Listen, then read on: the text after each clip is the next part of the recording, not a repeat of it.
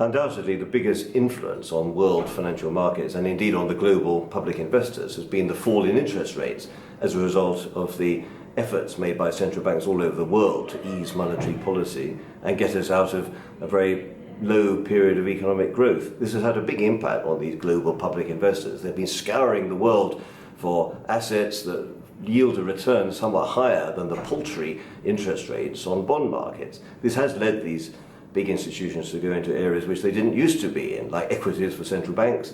And indeed, the big public funds, sovereign funds, have been having a real yield hunt in areas like real estate and infrastructure. This is all very well if you're selling those investments, but it could mean that some of those institutions are moving into rather risky areas which they can't fully control. And I'm afraid that because of this massive easing we've seen in a lot of countries, particularly in Europe, there may be asset bubbles building up in areas like real estate and infrastructure. It could be that some of these institutions are getting into some of those assets at the wrong moment.